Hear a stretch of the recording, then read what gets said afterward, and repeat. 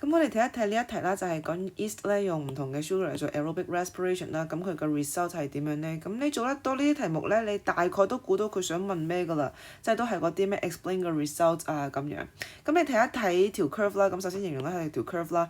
maltose 咧比 glucose 咧其實係斜啲嘅，即係尤其是佢嗰個 volume of carbon dioxide 咧產生係 double 啦，而且佢咧產生 carbon dioxide 係慢啲嘅一開始嘅時候，咁就解釋點解咯喎，因為 maltose 咧其實佢係disaccharide嚟嘅，咁 glucose 係 monosaccharide 單糖啦，咁所以基本上咧佢做respiration 咧基本上係glucose 嘅2倍，咁所以你產生2倍嘅 carbon dioxide 都合理嘅。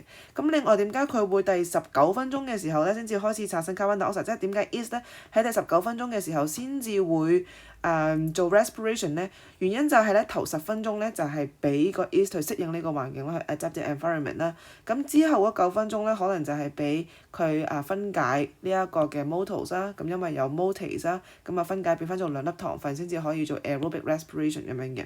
咁同樣地，點解 glucose 咧佢要等10分鐘先至有反應咧？原因都係咁樣啦，因為佢要 adapt to the environment 咧個 yeast 得唔得？咁你另外見到 lactose 同埋 water 咧，佢產生 carbon dioxide 又係差唔多喎。咁點解咧？因為yeast 咧其實佢就冇 lactase 呢一個 enzyme 嘅。咁lactose 作為一個雙糖咧，佢冇咁容易進入呢一個嘅 respiration， 佢一定要變翻做 monosaccharide。